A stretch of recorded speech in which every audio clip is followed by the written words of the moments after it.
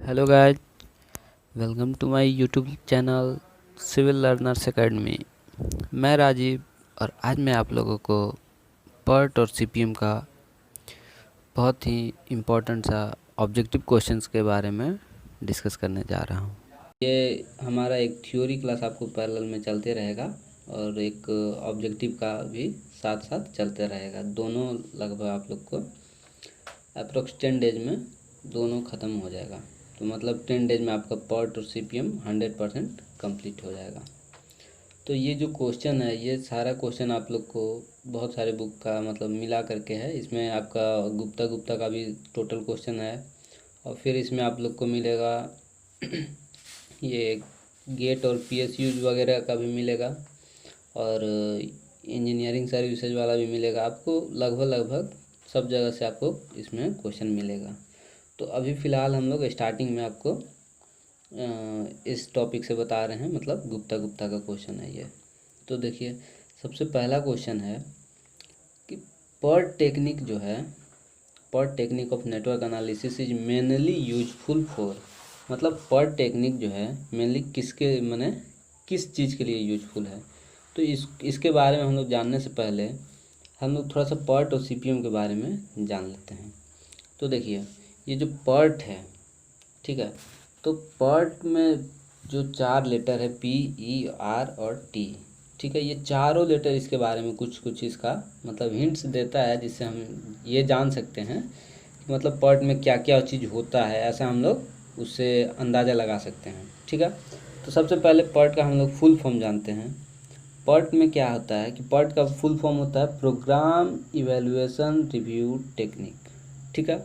और अगर सीपीएम का हम जानना चाहें तो क्रिटिकल पाथ मेथड सॉरी, ठीक है। तो यहाँ से आपको ये इसका फुल फॉर्म सबका पता होना चाहिए।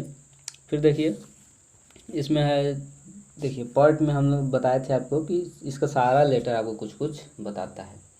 तो देखिए, पर्ट का सबसे पहला लेटर अगर हम लेते हैं पी, तो पी आपको क्या बताता है? पी बोलता है कि ये प्रोबेबिलिस्टिक अप्रोच पे बेस्ड है, ठीक है। ये क्या है? प्रोबेबिलिस्टिक अप्रोच पे बेस्ड है, ठीक है।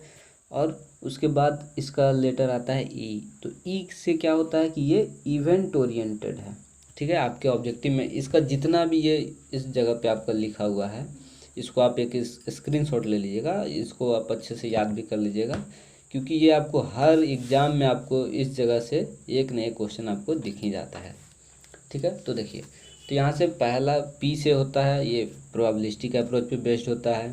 फिर ई से हम इसको, ये एक प्रकार का ट्रिक है, ऐसा मतलब इसका ये मेथड नहीं है कुछ कि हाँ पी से ये था, ई से ये था। इसका तो ओरिजिनल इसका फुल फॉर्म होता है प्रोग्राम इवैल्यूएशन रिव्यू टेक्निक।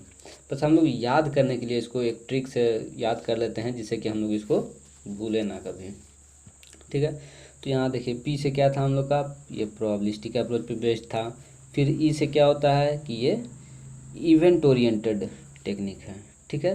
फिर आर से क्या है कि आर से हम लोग इसको याद रखेंगे कि ये रिसर्च और डेवलपमेंट टाइप के वर्क में काम आता है। यानी कि ये रिसर्च और डेवलपमेंट टाइप का वर्क में क्या होता है कि यहाँ पर आपका टाइम टाइम आपको पता नहीं होता, टाइम का अनसर्टेनिटी होता है, ठीक है। जो कि हम लोग बार चार्ट में देखे थे कि इससे आपको वो नहीं मिलता था। बार चार्ट में हम अगर टाइम अनसर्टेनिटी होता तो हम लोग वहाँ पर वो बार चार्ट को ड्रॉ नहीं कर सकते थे, ठीक है। तो वो लिमिटेशन यहाँ पर से आपका नेटवर्क टेक्निक में दूर हो जाता है, ये पर्ट और सीपीएम में, ठीक है। तो यहाँ पर अनसर्टेनिटी जब होता है तो उस जगह पे हम लोग पर्ट का यूज करते हैं, PERT से, ठीक है। ये प्रोग्राम इवैल्यूएशन रिव्यू टेक्निक जो है, इससे हम लोग इसको सोल्व कर मतलब इससे हम लोग इसका ग्राफ बनाते हैं और उसके बाद फिर इसमें हम लोग करते हैं। तो पर्ट और सीपीएम के बारे में हम लोग डिटेल देखेंगे जब अपना थ्योरी क्लास चलेगा, जिसमें न्यूमेरिकल के साथ आपको बताया जाएगा।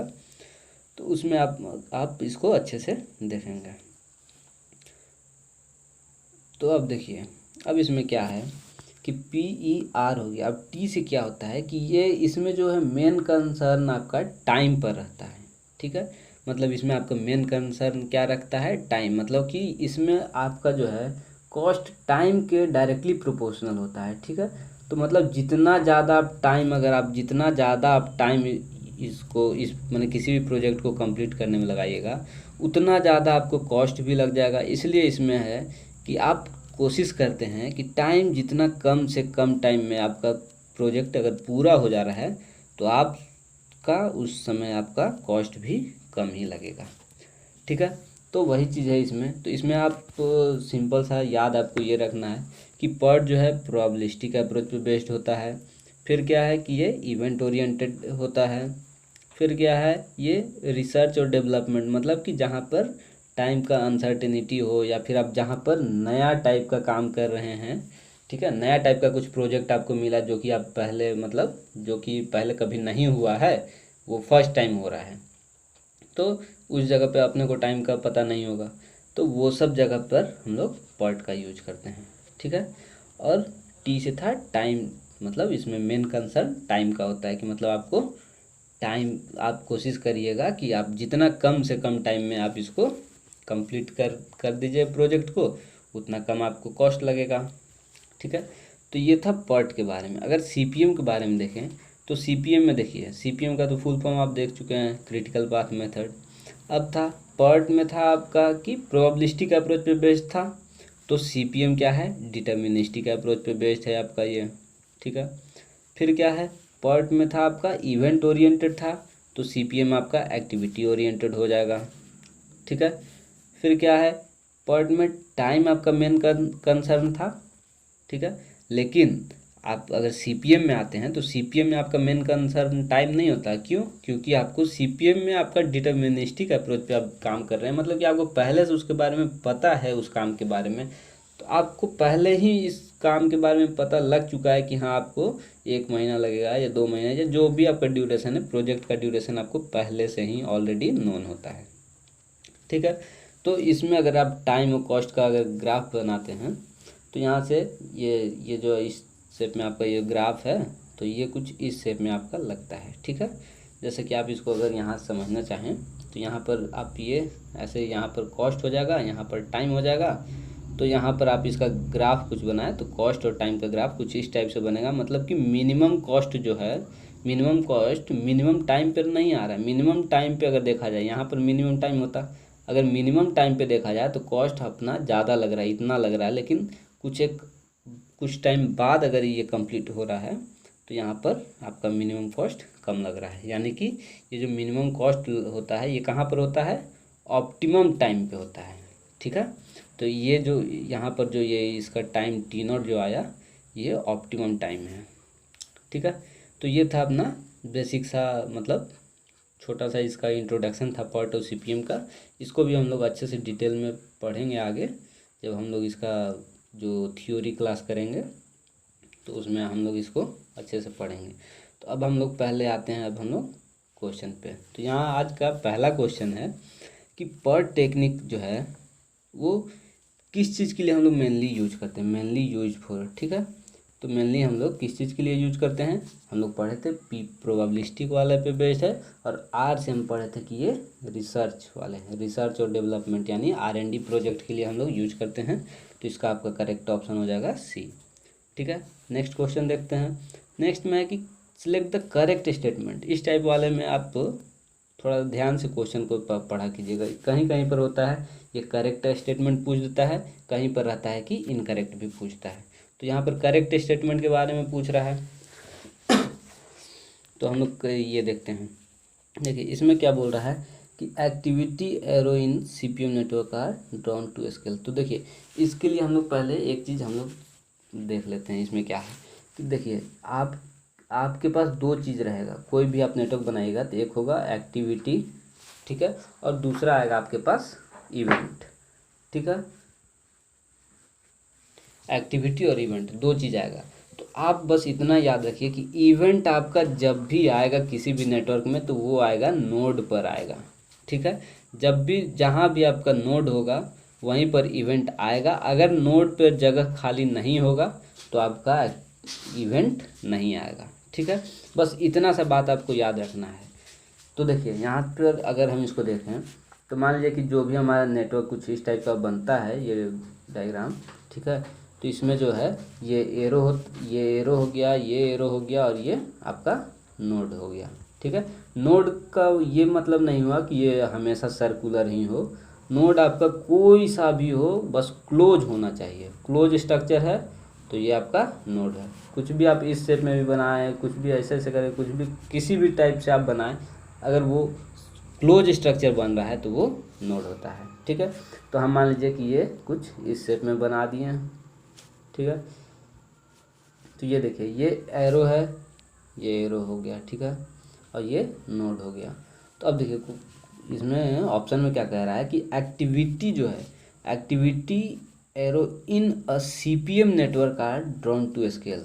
ठीक है, तो इसमें बोल रहा है कि जो एक्टिविटी एरो है, क्या ये एरो हम जो बनाते हैं ये स्केल पे नाप करके बनाया हुआ होता है। मतलब नापने का मतलब मेजर करने का ये मतलब हुआ कि क्या जैसे ये मान लीजिए 4 डेज इसमें लग रहा था टाइम, इसमें 2 डेज टाइम अगर लग रहा है, तो क्या ये जो अगर ये जो भी L सेंटीमीटर का अगर हम इसको ड्रॉ किए हैं तो क्या ये L/2 का होगा? तो नहीं, ऐसा कुछ नहीं है। जब भी हम लोग सीपीएम नेटवर्क या पर्ट में भी हम लोग जो भी यूज करते हैं, तो अगर हम लोग ये जो एरो ड्रॉ कर रहे हैं तो एरो सिर्फ रिलेशन बताता है कि हाँ इसके बाद मतलब इधर वाला जो भी इवेंट है, मतलब इधर जो भी इधर काम हुआ हो, यानी कि यहीं पर से अगर देखें तो इस इवेंट के इधर जो था ये एक्टिविटी आपका फिनिश हुआ, तो इसके बाद जाकर के आपका ये एक्टिविटी शुरू हुआ। मतलब ये एक्टिविटी और ये एक्टिविटी के बीच में सिर्फ ये रिलेशन बताता है। ठीक है, तो देखिए तो यहाँ से ये आपका पहला स्टेटमेंट तो गलत हो गया क्योंकि ये स्केल पे कोई मेजर नहीं होता है। अब देखिए नेक्स्ट क्वेश्चन बोल रहा है कि the tail of an arrow represent the finish of an activity. मतलब कि एरो, ये एरो हो गया तो इसका ये होता है हेड बोलते हैं इसको, ये आगे वाला पोर्शन को हेड और ये पीछे वाला को बोलते हैं टेल। ठीक है, तो देखिए इसमें क्या बोल रहा है कि tail of an arrow represent the finish of an activity. मान लीजिए कि ये अपना इवेंट है, यहाँ से ऐसे गया, तो देखिए tail of an arrow, tail कौन सा पोर्शन है आपका? टेल मान लीजिए, टेल तो ये वाला पोर्शन है आपका। ठीक है, तो ये जो टेल है, तो यहाँ पर टेल पे आप आते हैं, इस वाले एरो पे हम फिलहाल देखते हैं। तो इस वाले एरो में जो ये टेल पॉइंट है, तो टेल पॉइंट पे क्या बता रही है इस एक्टिविटी के बारे में? तो ये तो अभी स्टार्ट ही हो रहा है, तो ये तो फिनिश हुआ नहीं। यानी कि टेल आपका क्या बताता है, एरो का जो टेल है वो बताता है कि आपका एक्टिविटी स्टार्ट हो रहा है। ठीक है, और हेड क्या बताता है आपका?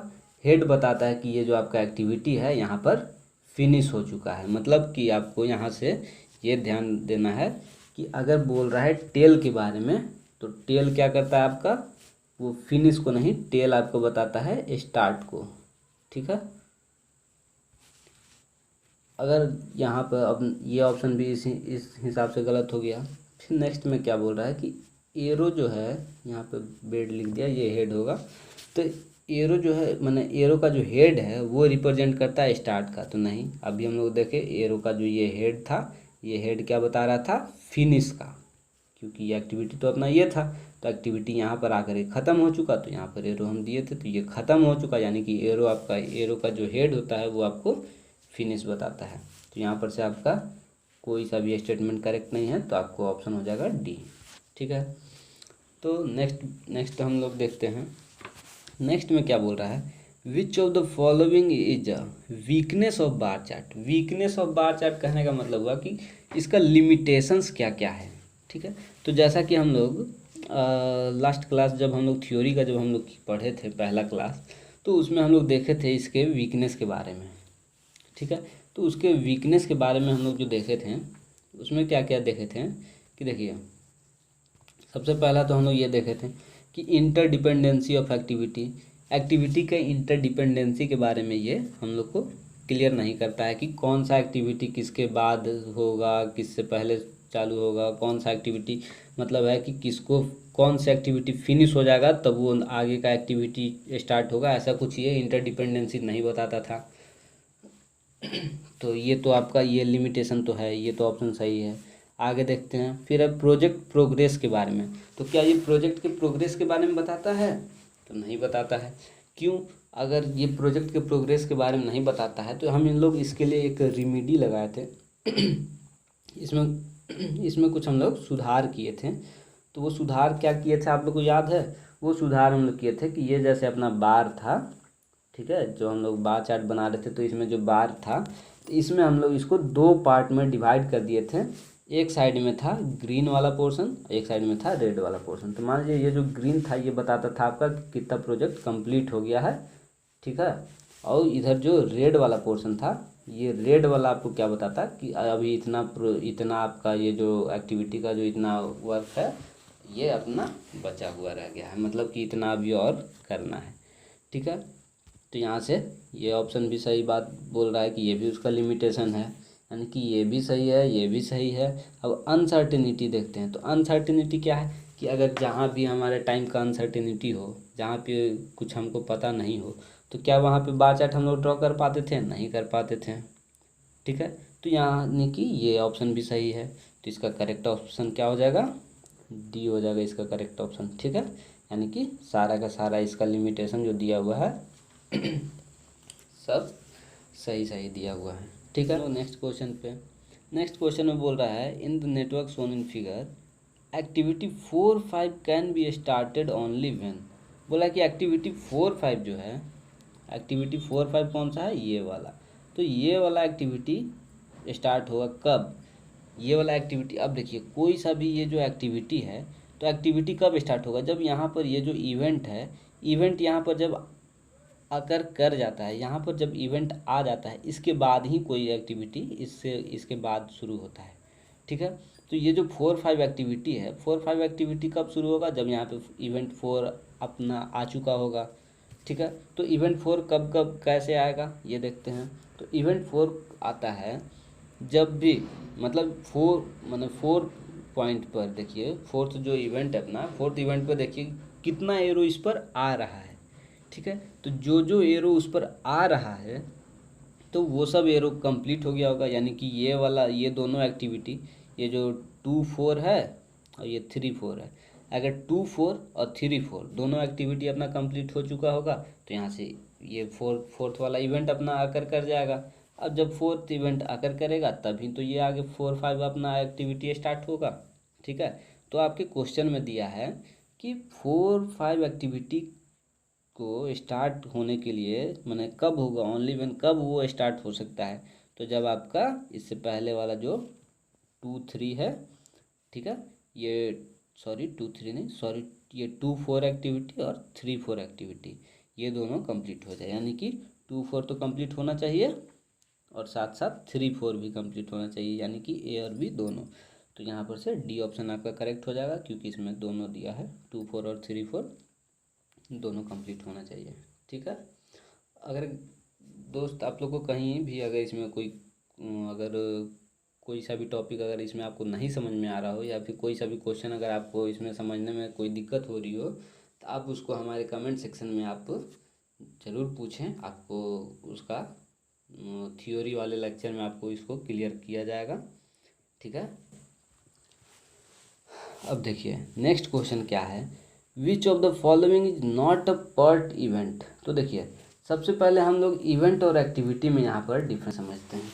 एक्टिविटी क्या होता है कि एक्टिविटी होता है एक रियल वर्क है आपका, मतलब रियल टास्क हो रहा है, मतलब कि कुछ भी आप काम कर रहे हैं, मतलब रियल में वो परफॉर्मेंस माने वर्क आपका परफॉर्म हो रहा है। तो आप ये बोल सकते हैं कि जो भी एक्टिविटी है, तो एक्टिविटी को होने के लिए आपको कुछ टाइम लगेगा। जैसे हम मान लीजिए खाना ही खा रहे हैं या पढ़ ही रहे हैं, तो पढ़ रहे हैं हम, तो पढ़ रहे हैं तो हम लोग को तो टाइम तो लगेगा, ठीक है। तो और फिर इसमें कुछ रिसोर्स भी लग रहा है, ठीक है, मतलब कि कुछ टाइम लगे, कुछ रिसोर्स लगे, तो वो कहलाता है एक्टिविटी, ठीक है। और इवेंट क्या है कि इवेंट को अकर करने के लिए ना तो टाइम की ज़रूरत है और ना ही ये रिसोर्स की, मतलब टी भी नहीं होगा और आर भी नहीं होगा, ठीक है।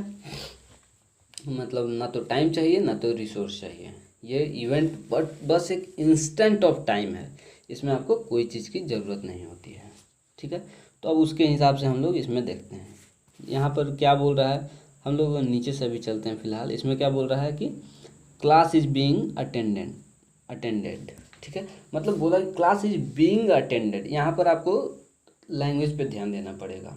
बोल रहा है क्लास इज बीइंग अटेंडेड, यानी कि क्लास आपका चालू है, मतलब क्लास आपका चल रहा है, जैसे अभी हम लोग पढ़ रहे हैं, ठीक है। तो हम लोग पढ़ रहे हैं, यानी अभी क्लास हम लोग का चालू है, तो हम लोग को अभी पढ़ रहे हैं, तो अभी तो टाइम हम लोग को लग रहा है। अभी हम लोग कुछ बोल रहे हैं, जैसे मोबाइल से भी हम लोग काम कर रहे हैं या लैपटॉप से, जो जो भी चीज़ से आप पढ़ रहे हैं तो आप उससे काम कर रहे हैं। ठीक है। तो यहाँ पर आपको रिसोर्स का भी यूज हो रहा है, तो यानी कि ये तो आपका एक्टिविटी हो जाएगा। ठीक है। अब देखिए फिर क्या है, तो ये तो बोला था नॉट अ पार्ट इवेंट, यानी तो ये तो यही हो गया, यही ऑप्शन आपका सही हो गया। देखिए तो यहाँ ए ऑप्शन गलत क्यों हुआ ये देखते हैं हम लोग। यहाँ पर बोला साइट इन्वेस्टिगेशन स्टार्टेड। ठीक है। मतलब कि साइट का जो हम लोग इन्वेस्टिगेट कर रहे हैं, तो वहाँ जो इन्वेस्टिगेशन हो रहा है तो वो स्टार्ट हो चुका है। ठीक है। तो स्टार्ट जब हो चुका है तो अब उसमें क्या, ना तो टाइम लग रहा है ना तो कुछ लग रहा है। अगर स्टार्ट हो रहा होता या अभी कर रहे होते हम इन्वेस्टिगेशन, तब ना कुछ होता, तब ना उसमें मतलब रिसोर्स भी लगता और टाइम भी लगता, लेकिन वो सब तो कुछ है नहीं। तो ये आपका इवेंट होगा। ठीक है। फिर बोल रहा है कि सेशनल वर्क कंप्लीटेड, ये भी आपका कंप्लीट हो चुका है। ठीक है। तो ये क्वेश्चन भी आपका मतलब यहाँ पर से ये ऑप्शन भी आपका गलत हो जाएगा। ठीक है। फिर यहाँ से बस स्टार्ट फ्रॉम जयपुर। अब जयपुर से माने बस जो है जयपुर से स्टार्ट होती है, कब स्टार्ट होती है, क्या स्टार्ट होती है, ये सब कुछ अपने को पता है नहीं। ठीक है। अब ये भी एक पर्टिकुलर इवेंट है क्योंकि स्टार्ट हो रही है। ठीक है। स्टार्ट होती है, अब इसमें स्टार्ट होने में उसको ज़्यादा टाइम वाइम तो कुछ लगता नहीं है, कुछ रिसोर्स तो वैसा चाहिए नहीं, तो इसीलिए अपने को ये तीनों अपना इवेंट ही है। बस ये डी ऑप्शन जो है आपका करेक्ट हो जाएगा। क्यों? क्योंकि ये एक्टिविटी है। अब एक्टिविटी क्यों है ये तो आप समझ है, क्योंकि ये इसमें क्लास आपका अटेंड हो रहा है, क्लास अभी चल रहा है। ठीक है। फिर हम लोग नेक्स्ट क्वेश्चन पर आते हैं। नेक्स्ट में क्या बोल रहा है कि इन पर्ट एनालिसिस, बोला in PERT analysis time estimates of activity and probability of their occurrence follow. देखिए बोल रहा है, देखिए यहाँ पर ये बहुत इंपॉर्टेंट क्वेश्चन है, ये तो ईएस में पूछा भी है।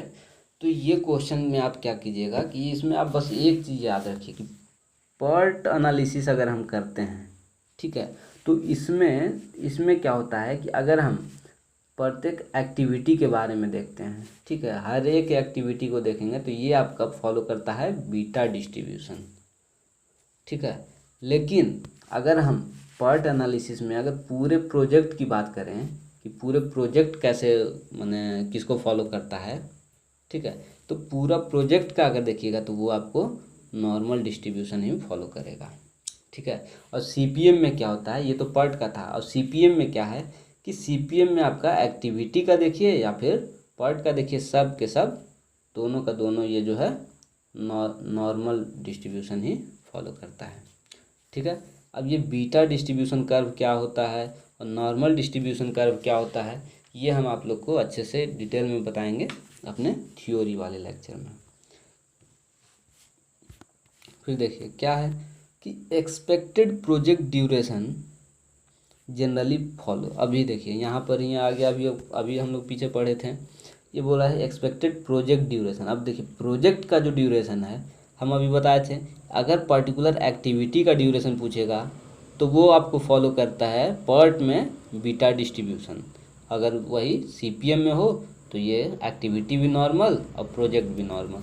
लेकिन यहाँ पर प्रोजेक्ट पूछा है तो प्रोजेक्ट आपका देखिए, प्रोजेक्ट आपका पर्ट में हो, मतलब माने पर्ट से आप बना रहे हो या फिर सीपीएम से आप उसको सॉल्व कर रहे हो, दोनों में आपका क्या फॉलो करेगा, नॉर्मल डिस्ट्रीब्यूशन ही फॉलो करेगा। अगर प्रोजेक्ट की बात है तो नॉर्मल, यहीं पर अगर एक्टिविटी होता और वो पूछ देता पर्ट एनालिसिस से बताइए, तब फिर हम लोग को ऑप्शन सी मारना पड़ता, लेकिन अभी फ़िलहाल ऑप्शन हो जाएगा ए। ठीक है। फिर नेक्स्ट क्वेश्चन हम लोग देखते हैं। Area under the beta distribution curve is divided into 2 equal parts. देखिए बीटा डिस्ट्रीब्यूशन अभी तो हम आप लोग को बताना नहीं चाह रहे थे, लेकिन अब फिर से ये क्वेश्चन आ गया तो थोड़ा सा ये देख लीजिए कि मान लीजिए कि ये जो आप जैसे मान लीजिए कि ये बीटा डिस्ट्रीब्यूशन का हम कर्व बना रहे हैं, तो बीटा डिस्ट्रीब्यूशन कुछ होता क्या है कि मतलब ये दो तरह से हो सकता है। एक हो गया राइट स्क्यूड, यानी कि इसका जो मैक्सिमम पॉइंट है ये राइट साइड में ज़्यादा है, माने कि राइट साइड में बना। ठीक है। और एक होता है लेफ्ट स्क्यूड में भी, मतलब कि लेफ्ट साइड में वो उसका पीक आ जाता है और फिर ये इधर ऐसे जाता है। ठीक है, तो ये लेफ्ट साइड में आ गया इसका मैक्स। ठीक है, तो इसमें बोल रहा है कि इसका जो मतलब ये इसमें कौन सा ऐसा टाइम है, ठीक है, मतलब कहाँ पर इसका जो है कि मतलब वो आपको दो इक्वल पार्ट में डिवाइड करता है। ठीक है, तो ये देखिए ये चीज़ आपको अभी फ़िलहाल आप याद कर लीजिए कि इसका ये जो है ये आपको एक्सपेक्टेड टाइम पे होता है, टी से इसको डिनोट करते हैं। ठीक है, और ये जो है आपका हमेशा ये बीटा डिस्ट्रीब्यूशन में हो चाहे आप नॉर्मल में देखिए, दोनों में आपको यही हो आएगा, मतलब एक्सपेक्टेड टाइम जो आपका आएगा उसी एक्सपेक्टेड टाइम पर ही आपका ये दो इक्वल पार्ट में डिस्ट्रीब्यूट हो जाता है। इस क्वेश्चन का भी हम लोग डिटेल अभी देखेंगे हम लोग अपने थ्योरी वाले लेक्चर में। अब बोल रहा है नेक्स्ट क्वेश्चन में कि according to Fulkerson's rule what are the correct event number. ठीक है, देखिए इसमें पहले आप एक चीज़ यही जान लीजिए कि ये जो फुलकर्सन्स रूल बोला है, ठीक है, तो फुलकर्सन्स रूल होता है इस टाइप के जो नेटवर्क हम लोग जो बनाते हैं, इस नेटवर्क में नेमिंग करने के लिए, ये नेमिंग में बहुत काम आता है, मतलब इसी से हम लोग मेन नेमिंग करते हैं। ठीक है, तो इसमें क्या है कि ये देखिए इसमें पूछ रहा है कि आपका जो इवेंट है ABCDEFG,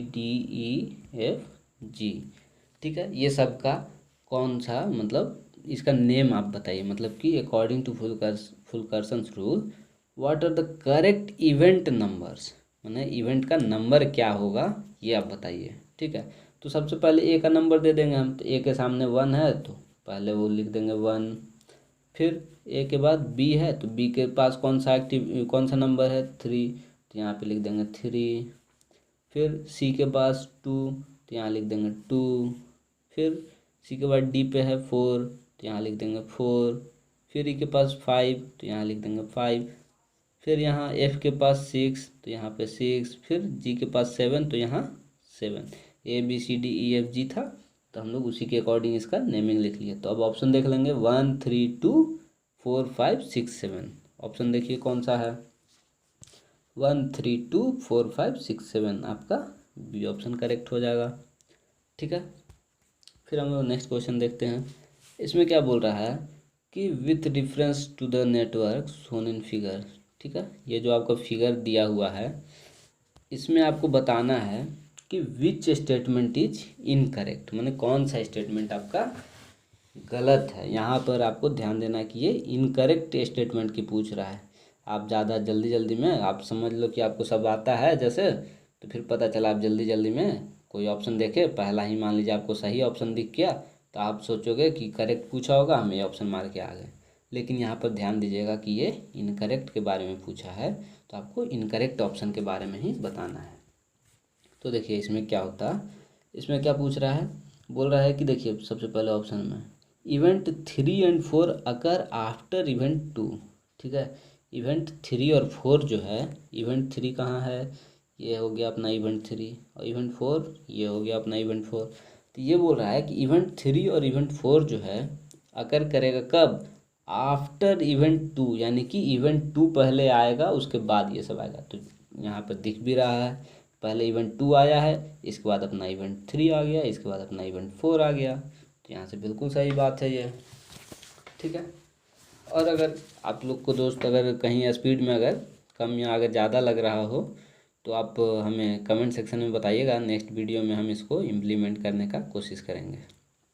ठीक है, तो देखिए यहाँ से ये ऑप्शन तो इसका करेक्ट है, लेकिन अपने को यहाँ पर आंसर चाहिए इनकरेक्ट। तो देखते हैं दूसरा इवेंट क्या बोल रहा है। दूसरा बोल रहा है event 7 can occur after event 4। ये देखिए इवेंट 7 कौन सा अपना ये है, तो ये 4 के बाद अकर करेगा। ठीक है, 4 के बाद तो अकर कर सकता है, लेकिन यहाँ पर क्या है कि देखिए यहाँ पर एक डॉटेड एरो आपको दिख रहा होगा ये 3 से 7 के बीच में।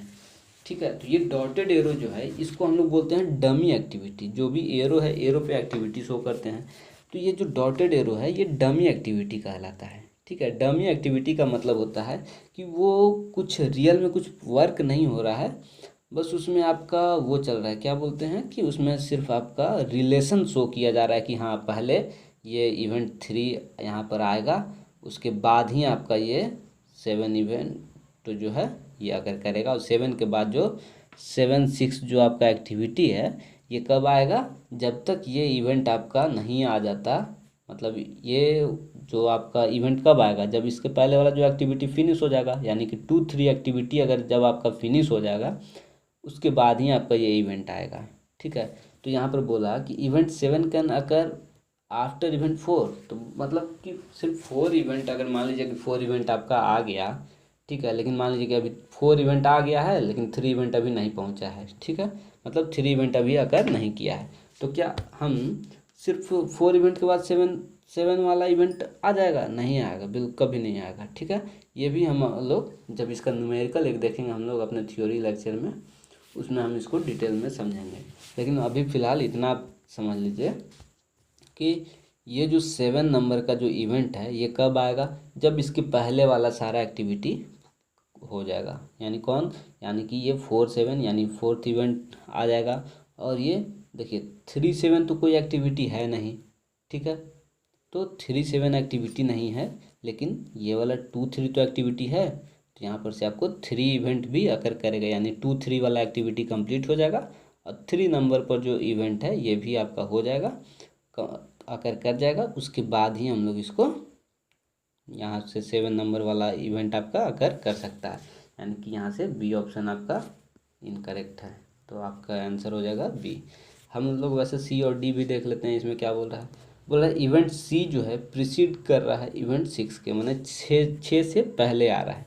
तो यहाँ देखिए इवेंट 6 है और 6 से पहले आ रहा है 7, यानी कि ये तो स्टेटमेंट करेक्ट बोल रहा है। उसी टाइप से इवेंट 5 फॉलो इवेंट 3, बोला कि इवेंट 5 जो है ये 3 को फॉलो कर रहा है, यानी कि पहले 3 आ गया है फिर 3 को फॉलो करके 5 आया। तो यहाँ से ये भी स्टेटमेंट सही बोल रहा है कि यहाँ पे 3 है, फिर 3 के बाद ये इसको फॉलो करते करते 5 आया। ये भी स्टेटमेंट सही है, यानी कि ये सब सही है। ठीक है दोस्त, तो आज फिलहाल एक और क्वेश्चन देख लेते हैं, इसी फिगर पे बेस्ड है। तो एक और क्वेश्चन देख लेते हैं, इसके बाद फिर हम लोग नेक्स्ट क्लास में देखेंगे। इसमें क्या बोल रहा है कि ये तो पिछले क्वेश्चन का है। यहाँ पर देखिए इन द नेटवर्क जो ये फिगर शो किया हुआ है, the concurrent and preceding activity corresponding to activity 2 4। ठीक है, 2 4 एक्टिविटी पहले हम लोग यहाँ पर सर्च करते हैं कौन सा है। 2 और 4 ये वाला एक्टिविटी है। ठीक है, तो बोल रहा है सबसे पहले क्या बोला कि कंकरेंट मतलब साथ साथ एक्टिविटी हो रहा हो। साथ साथ एक्टिविटी कौन होगा, जब ये 2 4 एक्टिविटी जब शुरू हुआ, जब स्टार्ट हुआ, उसी टाइम में कोई और एक्टिविटी जो स्टार्ट हुआ होगा वो कंकरेंट एक्टिविटी कहलाएगा। ठीक है, ये भी हम लोग अच्छे से डिटेल में पढ़ेंगे आगे। तो देखिए 2 और 4 के साथ साथ कौन सा एक्टिविटी स्टार्ट हुआ है अपना, 2 3 हुआ है। तो सबसे पहला ऑप्शन तो आपका 2 3 हो जाएगा। तो 2 3 बी में भी है, सी में भी है। तो देखिए एक तो ये हो जाएगा। फिर क्या बोल रहा है कि ये बोल रहा है प्रीसीडिंग एक्टिविटी भी बताइए। ठीक है, यानी कि इसके पहले वाला एक्टिविटी, इसके पहले वाला कौन सा एक्टिविटी है। तो यहाँ पर देखिए पहले वाला जो एक्टिविटी बोल रहा है 2 4 अपना ये था, इसके पहले कौन सा एक्टिविटी है 1 2। तो इसके पहले का ये 1 2, यानी कि ऑप्शन बी आपका करेक्ट हो जाएगा। ठीक है दोस्त, तो आज फिलहाल हम लोग ये फर्स्ट लेक्चर था, तो इसे ज़्यादा बड़ा ना करते हैं हम लोग, इसे यहाँ पर आज स्टॉप कर देते हैं। फिर आप लोग को ये सेशन कैसा लगा, आप इसके बारे में हमको माने हमें कमेंट करके ज़रूर बताइएगा। और अगर आप इस चैनल पर नए हैं तो प्लीज़ इसे लाइक और सब्सक्राइब भी कीजिएगा। Okay guys, thank you.